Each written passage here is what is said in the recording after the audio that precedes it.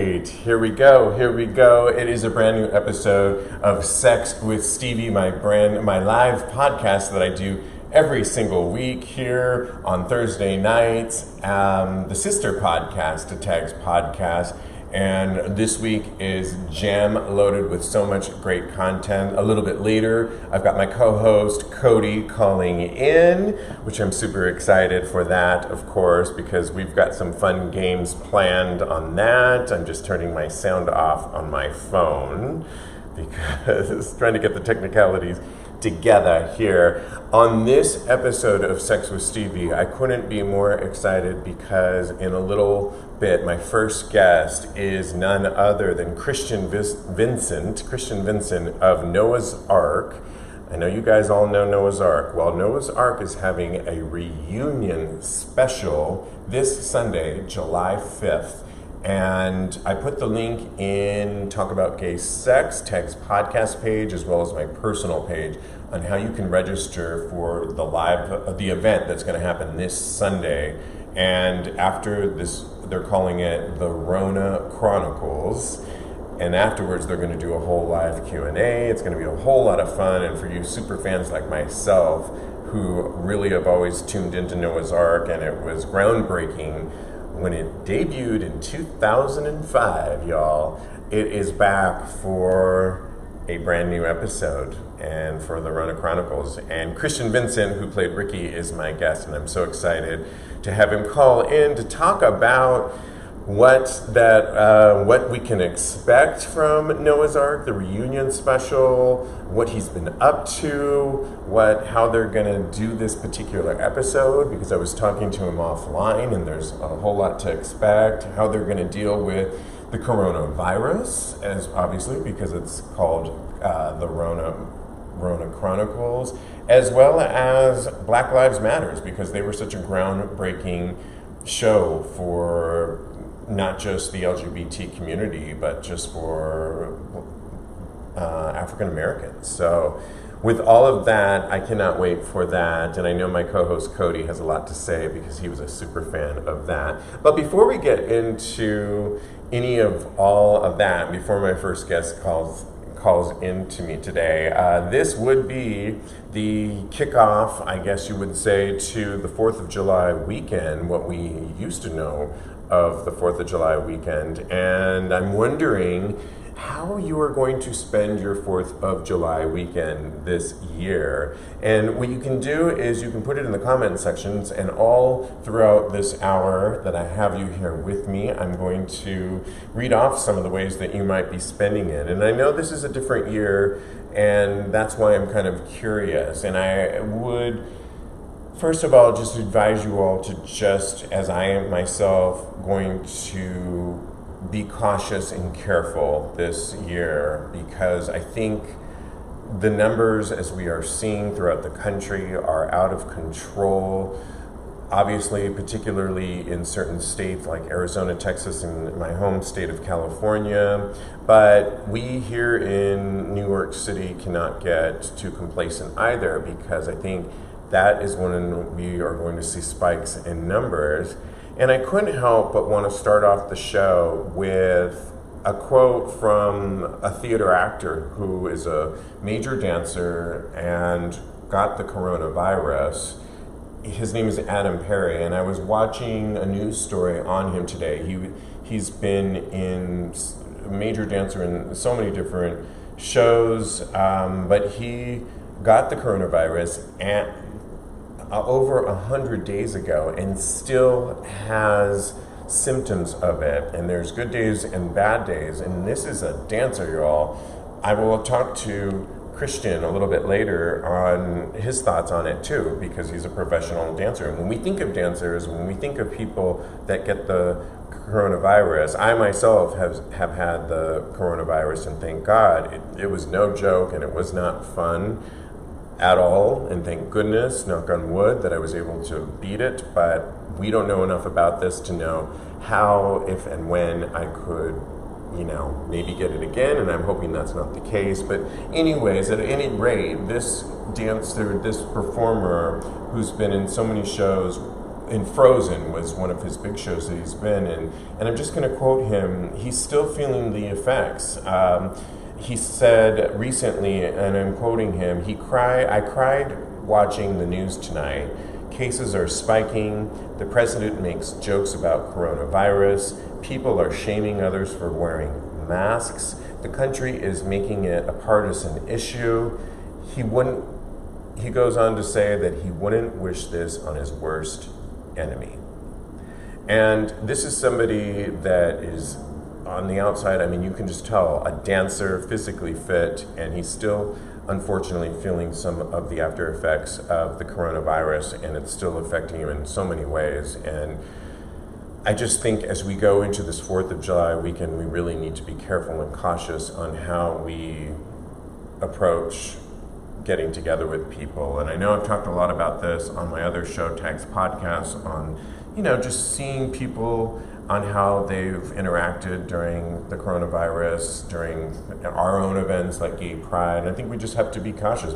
I put myself in that same boat. And on that note of theater, I wanted to shout out to the t-shirt I'm wearing today, and it's from a show that is one of my favorites. It's based on the Gloria Estefan life story, Get On Your Feet, or On Your Feet, and it says, "This is what an American looks like." And my good friend Silas cut it up for me. I didn't buy it this way, but thank you, Silas, for making this really kind of cool and fashionable. But I couldn't think of a better t-shirt to wear today as we approach the 4th of July weekend, because this is what an American, I was going to use the F word, but this is what an American looks like. So, and it's from one of my favorite shows, On Your Feet, and in honor of the Broadway actor that I was just talking about, Adam Perry, who's currently in and out of feeling the effects of COVID-19. Be careful. And that's all I wanted to say on that. And while I have you, before my first caller calls in, Christian Vincent, and like I said, let me know how you're spending this. I will look in my little notes here on how you're spending your 4th of July weekend, and just put it in there. But one of the things I wanted to share with you, and one of the things you can do, is you can have your own film festival. And my mom and I have been sharing old films back and forth on what we want to watch, and I'm a sucker for old films. And one of the films that she recommended to me that I'm pretty sure a lot of you don't know, is that I was obsessed with, is called Reflections in a Golden Eye. And I'm just going to put it up here for you because I was so obsessed. I watched it on the American Movie Classics. I bought the DVD of it. I'm just going to put it here. It stars Elizabeth Taylor and Marlon Brando. And why do I like this movie, and why is this movie a good recommendation? It's because it deals with sexual repression that so many of us to this day are still dealing with. And I'm obsessed with this movie. It is so good. I think you can probably rent it cheaply, or maybe look for it on American Movie Classics, or buy it like I did.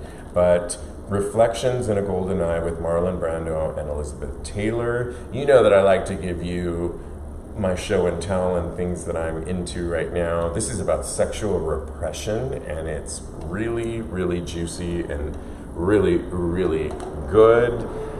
That's my recommendations for that. Kevin Thomas, Nick, I'm just going to read some things that you all are writing to me. Nick Cordero has really had the worst time with COVID, over 80 days in the hospital. Thanks, Kevin, and thanks for, we have no idea when Broadway, what it's going to look like. It's sounding like it was going to be in the fall, and now for so many of us Broadway fans, it's looking like early next year, but we'll see, and we'll see even how that is, what it's going to look like. But thank you for sharing that. Kevin, if you're still watching, I was going through some of your videos that you have been posting on things that we can do to, you were doing your documentary series, and I think it's a really good weekend to stay home if you can and do a film series. And so if you've got some of those, absolutely put those in the comment section and things you might be watching on this weekend of 4th of July, and maybe how you're showing your pride for America. And I think right now, one way to show our pride for America is really to wear our mask. That's really the epitome of being American. Steve Cunningham, of course, I will always show support for you. You are my favorite DJ, one of my favorite DJs, and absolutely, please go to that. And yes, Kevin Thomas, it's called the At Home Film Festival. I will link that up to you guys on all of his recommendations on what you can be watching during this time that we're all home. So I'm looking at everything, but I'm going to use my time wisely before my first guest calls in. You know, I want to, I guess, talk about Noah's Ark and why it was, for me, such a groundbreaking show.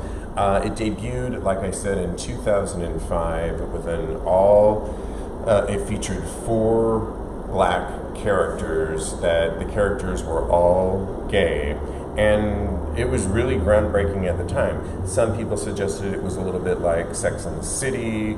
Others said it was a little bit like Queer as Folk. I say it was its own thing with groundbreaking topics like gay bashing, like gay marriage, like oh my gosh, they had so much, and it's such a treat that they're going to come back for a reunion special coming up this Sunday, because I'll announce it right now, but Wanda Sykes is going to be on this one. And let me get my notes here, because we've got some great people. It's the 15th anniversary virtual reunion special, and it's got special guest Wanda Sykes, as well as the 4 favorites that we all know. Titus Burgess is on it, Wilson Cruz, who was on Noah's Ark, but he's of course coming back, and Richard Brooks is also going to be on this special. I put the link in my page where you can, it's an Eventbrite link, and it is free to actually just click on there. It's this Sunday, I believe, at 5 o'clock Pacific time, 8 o'clock Eastern time, and it's going to be a lot of fun, because we're going to talk to Christian on how he filmed his scenes and what we can expect. But I'm really excited for it. To me, it was like groundbreaking for the time, and I just can't wait for it. So if you have, if Kevin Thomas says you love Noah's Ark, yes, so did I. If you have questions for Christian, I'm just going to scroll around here to see if you do. Well, I have him. Ask away, and I will, if I can, I'll get to him. I'm just going to go to my other page here before he calls in, and let me know, because it was groundbreaking, and I know that my co-host, Kodi Maurice Doggett, has some questions too. So stay tuned for that before he calls in. But it really was a groundbreaking show, I'm not going to lie, and I'm so excited for this reunion special. It also included, for you music fans, my sister and I have a favorite artist, one of our favorite artists, Adriana Evans, and she did the theme song of it. And that is a very special moment that you can look into for that. I'm just going to gear up for my first caller to be calling in and get my tag ready for him, because here we go. There we go. I can't say enough about the show. I just think that, and how many of you knew that there was a film version? So they did 2 seasons, essentially, of Noah's Ark, season 1 and season 2, on the Logo Network, and then in 2008 they had a film. And if any of you can name the film version of what that was, I would be curious to know. if you know that. It featured a wedding, and it was a lot of fun, and so I'm really excited about that. Here is my call. Let me just get to that real quick. Hello there, caller. Hello. Hello there, Steve. It's Christian. Christian Vincent, how the hell are you doing? I'm doing good. How are you? Thank you. I'm doing really good. I guess happy pre-4th of July weekend to you. Thank you.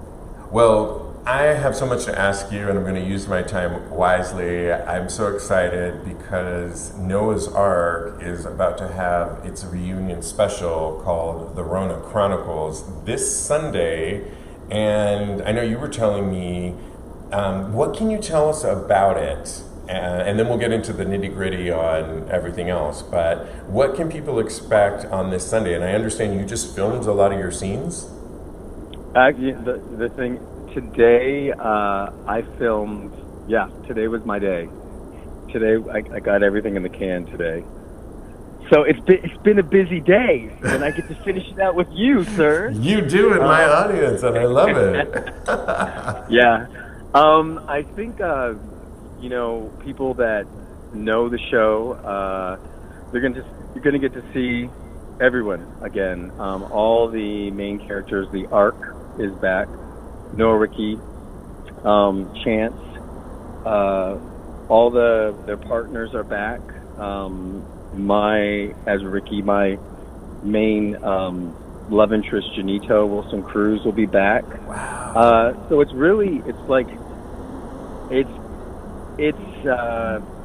giving the fans, a lot of people on social media, and I've heard over the years, they want to see these characters again.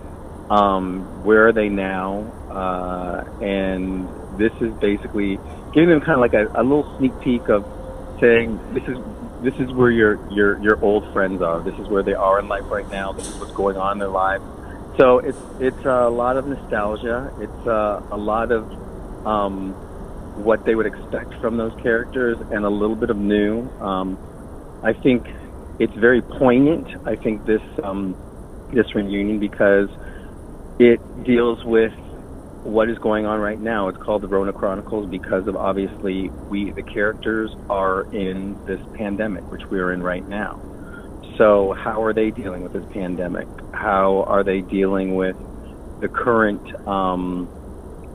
racial strife or racial problems that are going on in the United States right now? And how is that affecting them in their lives? Well, let me stop you right there, because essentially 2005 was the year, maybe even before when you filmed it, 2004, I'm not sure. Mm-hmm. Logo had picked it up, and I was doing a little bit of research back and forth on how it all came about, and it was so groundbreaking at the time to feature a cast of 4 of African American men that were playing these really out there gay men that were very loud and proud about their sexuality.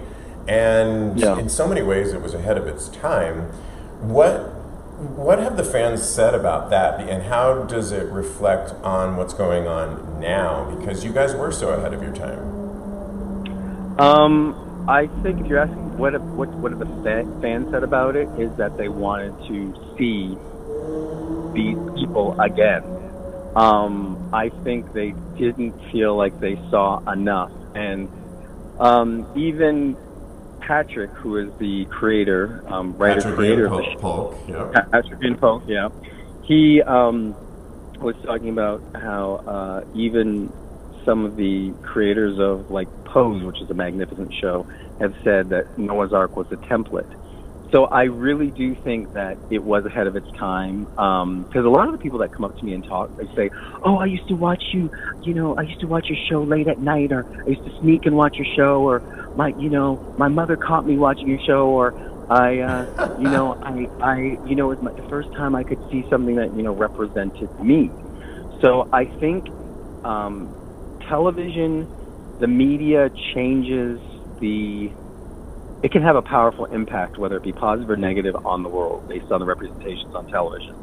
And this represented a group of it was, the characters were gay black men, like you said, that were very proud and comfortable in their skin on television. As it wasn't the same as it is right now. Let's just say that it wasn't as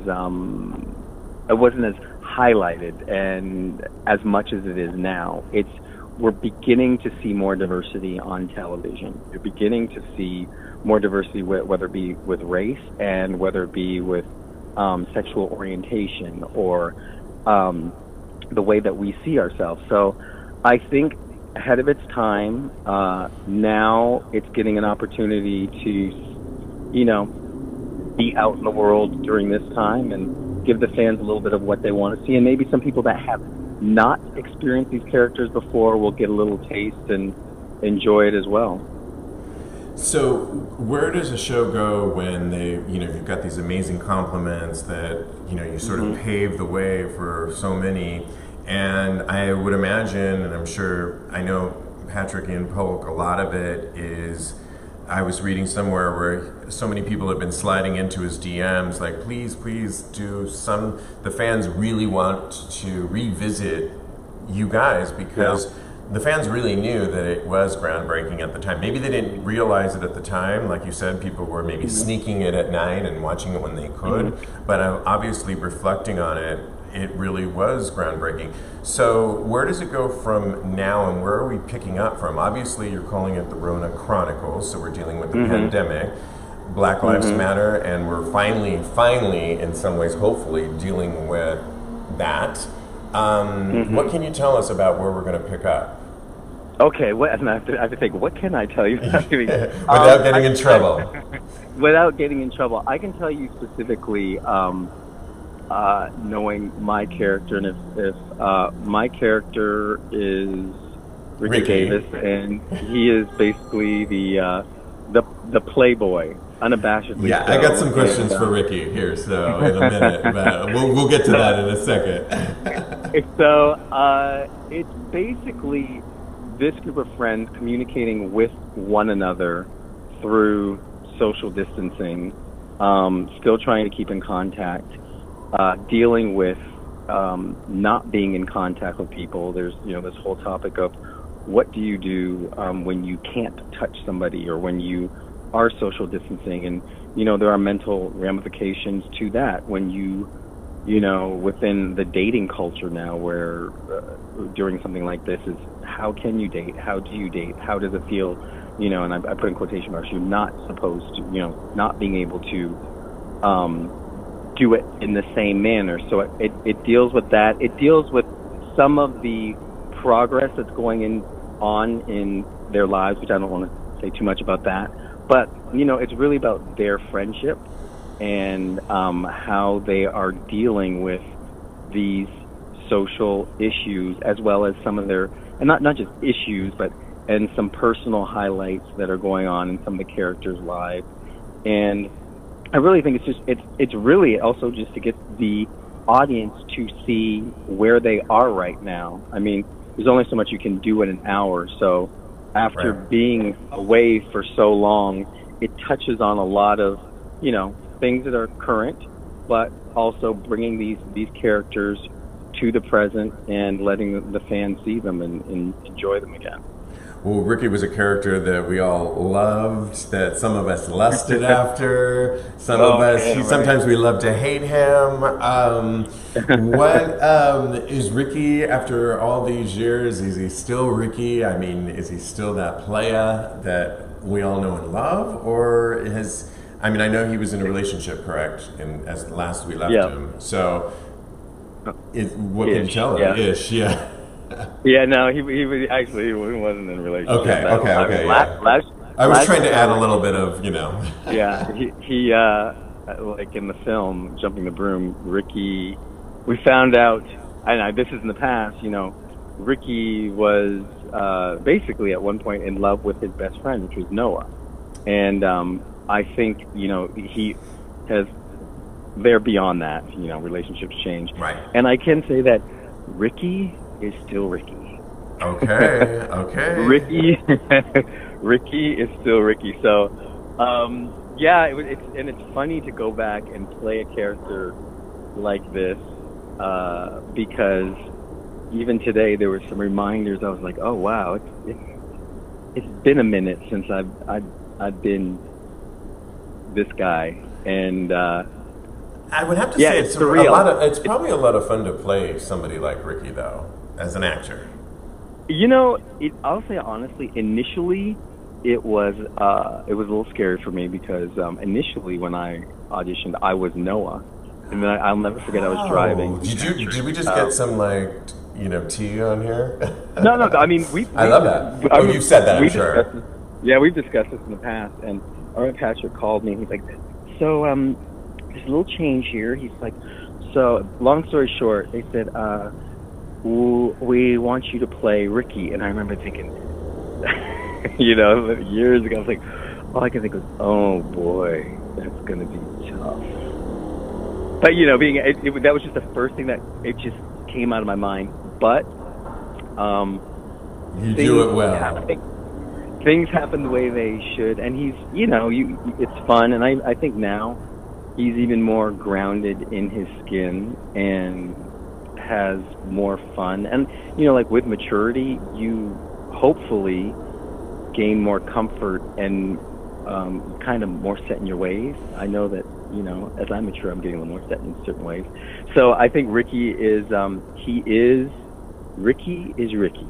I mean, it has to be a lot of fun because essentially, I hope you guys have never minded the comparison in a good way to shows like Sex and the City.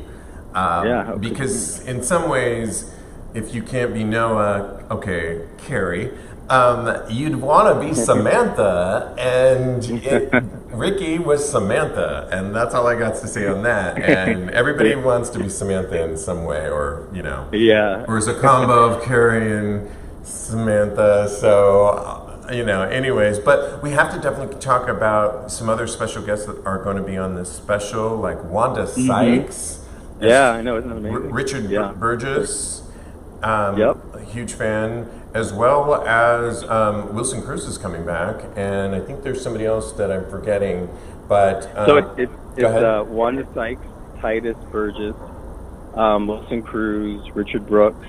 Those are a few that they've announced that are going to be part of it. So is the idea that we'll watch the show and then there will be a Q&A afterwards? After the show. Yep. Okay. Karamo Brown from Queer Eye will be holding a Q&A just to talk to us about, a lot of different, what's being back, similar to what we're doing right now, just being back, and whatever comes up.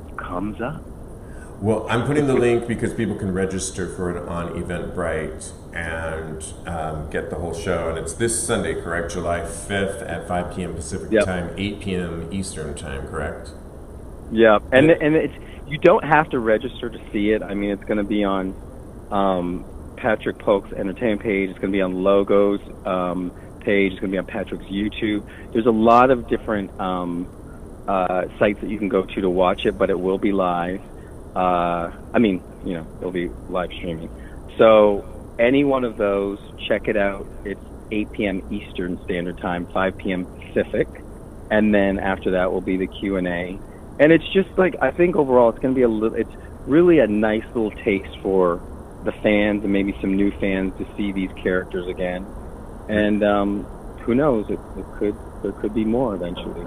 We shall see. Oh, we would love that. Well, Christian, I couldn't not have you on the show without asking you what's going on. I was talking about, when I started the show today, about a Broadway actor, Adam Perry, who's has over 100 days of COVID-19, and he's a very healthy-looking actor. Mm-hmm. One of my guests was talking about another actor that's a Broadway actor that has been suffering for 80 days with it. I know you are a long-standing professional dancer, danced in so many shows with so many people.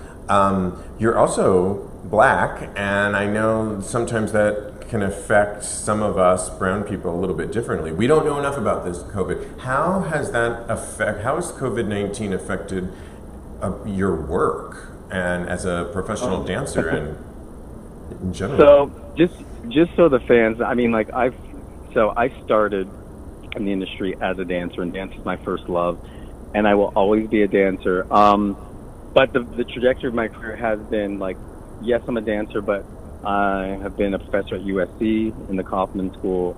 I'm a teacher on dance convention. I'm an actor, and predominantly I have been acting, choreographing lately. So as far as my work, as far as teaching, acting, choreographing, I mean, acting-wise, yes, just did this. Prior to this, I shot another show in Canada called The Wedding Planners, and just a few days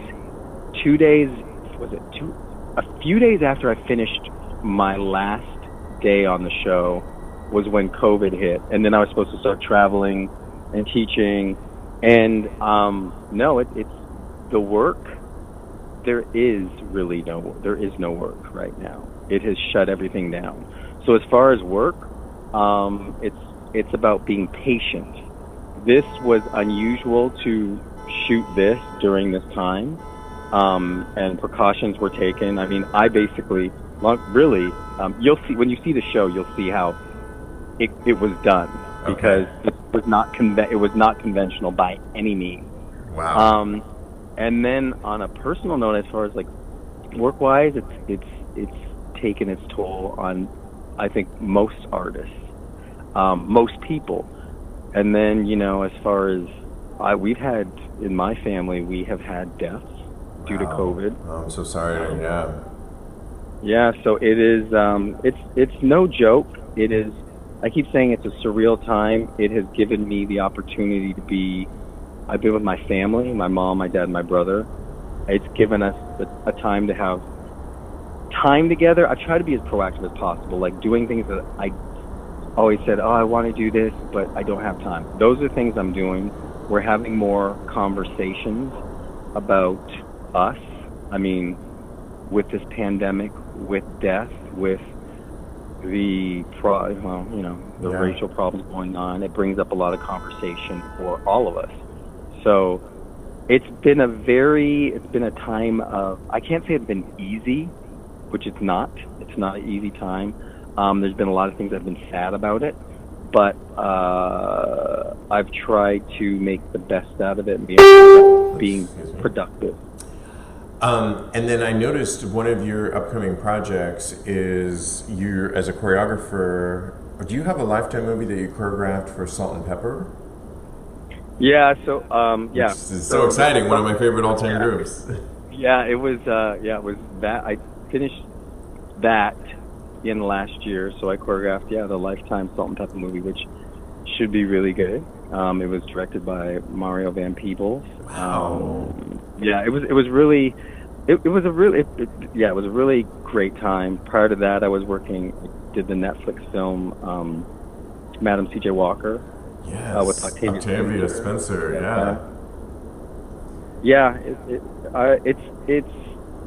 It's a blessing to get to do what you love to do, and I truly do. When I first started, people were like, "Oh, you either dance or you either act or you either choreograph." I am fortunate, and I'm glad that I love choreographing. I choreograph. I still have contact with young dancers. I still teach and mentor, and I still act. So, I'm enjoying what I love, what I like to do. Christian Vincent, we love you as Ricky, and we're going to get to see you this Sunday, July 5th, for Noah's Ark, the Rona Chronicles. And I'm going to put the link on. You can go on Eventbrite. You don't have to register, as Christian just stated. But it all starts at 5 p.m. Pacific time, 8 p.m. Eastern time. And I guess they're going to screen the show, the hour show, and then you guys will come on afterwards for a live Q&A, correct? With Kwame kind of conducting it. Karamo, thank you. Yes, I always get that wrong. Christian Vincent, thank you so much for doing the show. I know so many of us are really, really very excited to see you guys regroup like this for a show that really was groundbreaking, Noah's Ark. So it's a treat for all of us. I hope it was a treat for you to revisit it as much as it is for us fans. Yeah, it was great. I've enjoyed it. And Steve, thanks for having me on. Absolutely. I put where people can follow you on your Twitter account. Is that cool? Twitter and I'm more. I really am more. Tell us where it's at. It's Christian.jd.Vincent. I pretty much post the most on there. Christian.jd.Vincent. Christian.jd.Vincent. Okay, yep. Got it. And cool. Thank you so much, Christian. I'll be tuning in, so many of us, on Sunday. Thank you. Thanks a lot. Have a great night. You too. Bye-bye. Bye-bye. Oh my goodness.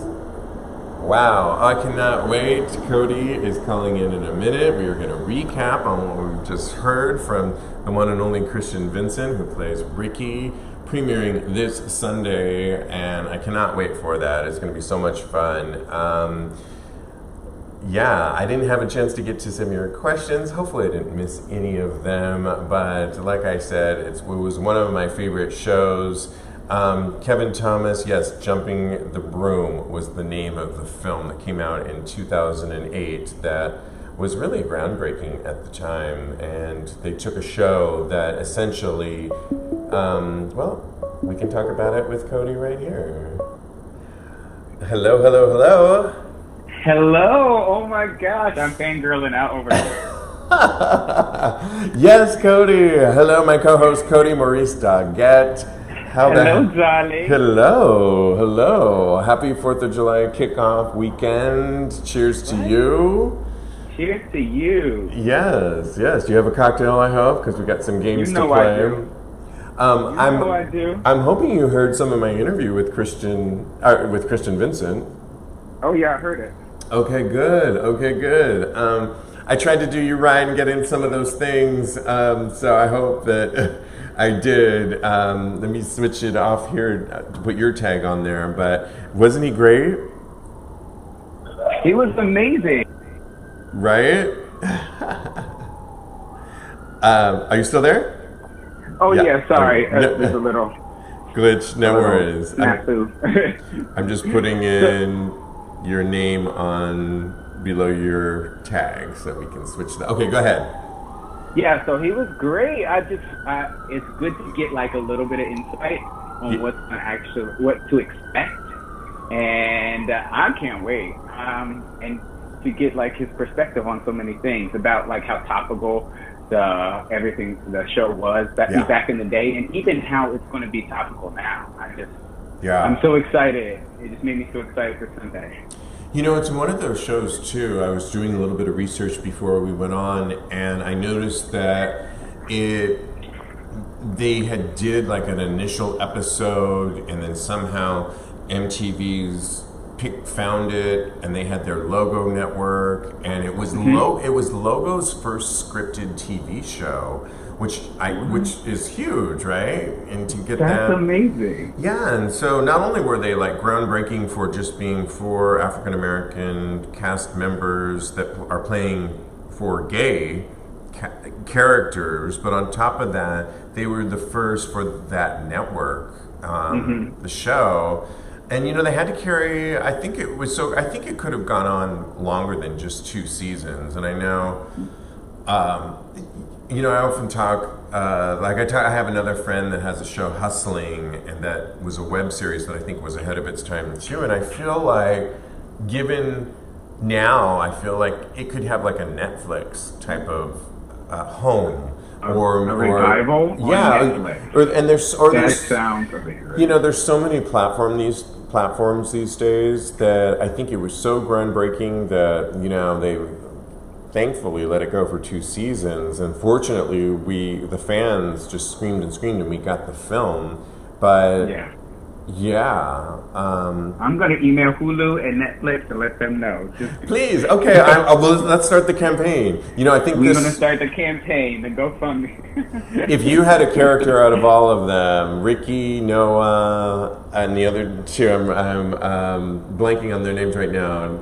Who did you relate to out of the 4?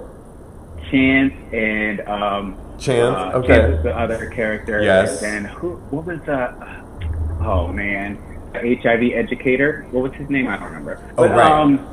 I would be a mixture, because you were saying like everybody wants to be the Carrie or Noah one, yes, or the Samantha one. Right. And I think that I would be a mixture between the HIV educator and Noah. Wasn't that Wilson Cruz?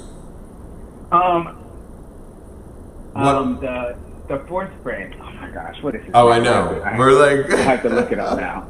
I can't believe I'm blanking. I know. literally just watched 2 seasons of this show. Like, on audience, if you know who we're talking about, let us know.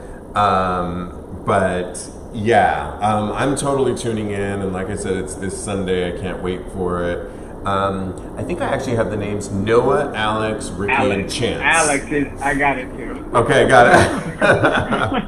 I just had to look at my notes here. Your notes. Yeah, exactly. So, right. So that's the one that you...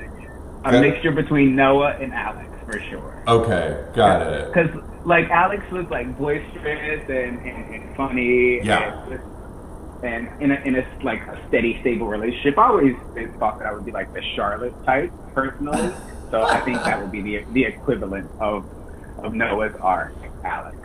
I think I'd be a combo of Noah, because, you know, they always said in Sex and the City that essentially they were written to be like a combination of not just one person. So for me, I was definitely Noah and Ricky. I think, yeah. A little bit of those two. Those, at least that's who I related to. And, you know. Noah's just that everyman. So yeah, I right. Noah's Carrie in a lot of ways. Who doesn't, as my friend Kevin always says, like, we're all Carrie. We all think we're Carrie in some way, shape, or form. But it was interesting to hear Christian say that he was originally cast, or going to be cast, for the Noah character. And then the writer-director switched it and called him up and said, actually, we want you to be... Did you know that? I did not know that before. I was like, ooh, tea, and then I just had to sip on my cocktail a little bit more. Exactly. All right, well, while I have you here, I asked you to prepare some questions because we are about to... I did. Okay, good. So we thought it would be fun on this episode to play a little bit of back and forth, the drinking game. I can't believe I'm playing a drinking game as I pour some more wine here. But to test our sex knowledge, and I want you out there to play along. So if you know the answer to it, put it in the comment section. And if you do it fast enough, we'll read it. And so why don't we go back and forth? Did you come up with 3 different questions? I have 3 here. And I actually came up with an extra one just in case you have one of them. Okay, so did I. That's what I did too. You're so prepared. You're so prepared. I can't with you. I know. See, that's why you're my co-host. That's why we get along so well. Okay. Oh, by the way, how much fun did we have hanging out socially distanced the other day? We finally saw each other. Yes. It was so much fun. We just hung out on a roof. I think we were even more than 6 feet apart. Like, we were. And it was amazing. We drank, we talked, we had a little kiki. We looked at, so on my rooftop, there was an apartment that had, seemingly is owned by these younger twink gay guys, and they were kikiing, it was the day before Gay Pride on a Saturday here in New York City, and you were teasing, saying, I want to, should we crash that party? And I was like, I don't know, I'm scared. I was being Charlotte. No. I know. See, that was the Noah part of me coming out. That was, yeah. Absolutely. Okay, so I know. Trying to feel my oath. I had a lot of male attention during this quarantine, so I was like, let me go see what I could see over here. But we ended up just staying and chatting. We were like, oh no, we're going to be responsible. You know, we did, and I know it's hard, and I know everything comes down to relative risk.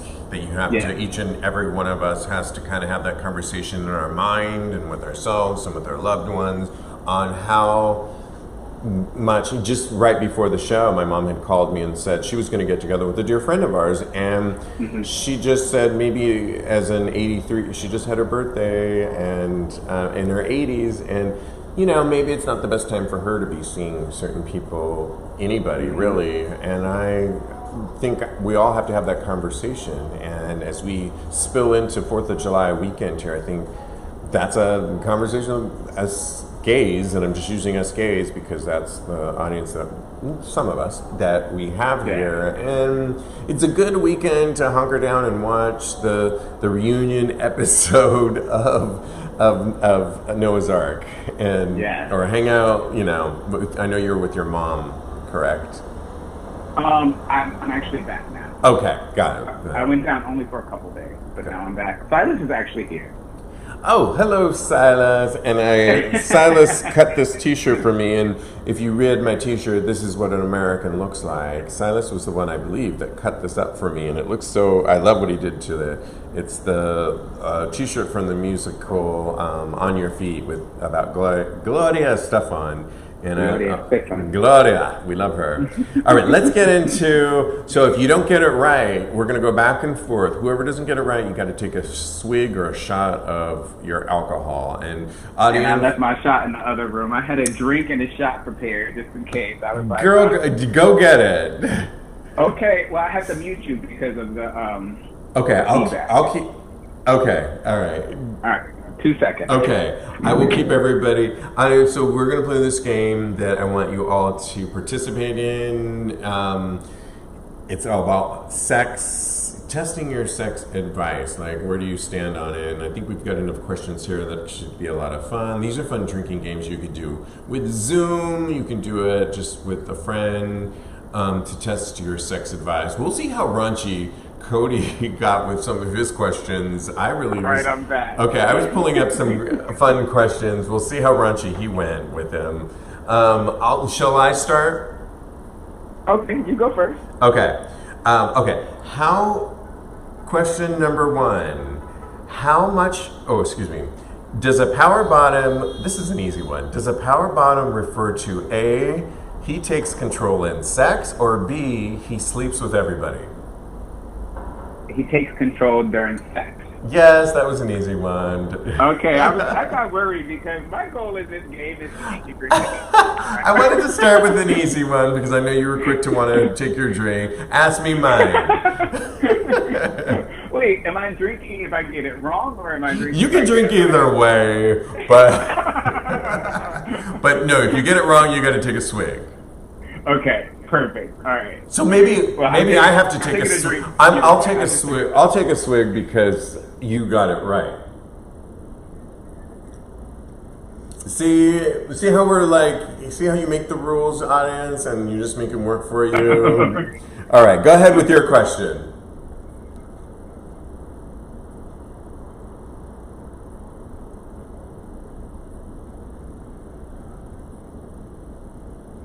Edging. That was a good one, though. I'm giving you A, B, and C, though. Were you going to do an A, B, and C with me, or just I had to answer? No, I was like reading off different things that it's called.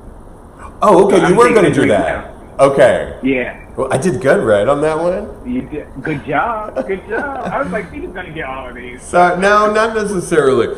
Interesting known fact about me is I know a lot about a lot of stuff, and I'm a dunce, and like out of it, like there are some blonde roots coming out in here. Just you never know with me. It's a hit and miss. I don't know where I'm. Anyways, let's move on. Your question, okay. And let me get my. According to the British Journal of Urology, I'm getting really like smart here. What is that? I know, right? Really official. But at least it puts it in context. It was this one study. What is the average length of an erect penis? Is it A, 6.5 inches? Is it B, 5.16 inches? Or is it C, 5.95 inches? The average length of an erect penis. I'm going to go right in the middle with C, 5.59. C, 5.95? Yes. Okay. Yes, the C. Beep. It was 5.16 inches. What? Yes. Wow. I know. That's kind of small. All right, I'm just saying. That's really hard to believe. That's a little smaller than, well, that's the average. So, I mean, you know. Yeah, I guess. You have to take into account smaller and larger. Okay, Exactly, all right. yeah. Not everybody's Raheem Shabazz. Amelia Duquesne, happy 4th to you as well. Yes, he just wrote in there, so yes. Happy 4th, Amelia. All right, go ahead. All right, mine is, I gotta pull it back up. How many calories do you burn per minute in the average sexual session? Okay, I have options for you. Okay. A, 5 to 7, B, 3 to 4, or C, 10 to 15. C, 10 to 15. That's incorrect. Well, I'm just talking about the type of sex I have, y'all. But I'm working, they're working. I said average sexual session. Oh, okay, not me. Okay, got it. There's nothing average about me, so I'm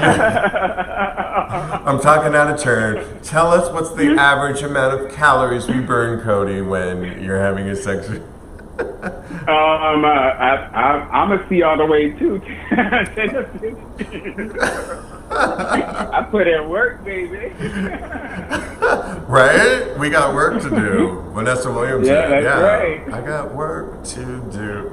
All right, how many? Hey, all right, Isley Brothers. Isley Brothers, original. Are you singing Vanessa Williams cover? I'm singing the cover, but definitely I worked in the KBLX The Quiet Storm, so I know my Isley Brothers, so just keep it real. You're right. How many calories do we burn, Kodi? 4. Okay, all right. 3 to 4 on average, Yes, right? on an average sexual session. Okay, here we go. Your turn. Besides a man's genitals, what part of the body is the second most erogenous zone according to a recent British study? And this recent British study was over 7,000 men that were polled. So, again, besides a man's genitals, the obvious. What? Yeah. Okay, all right.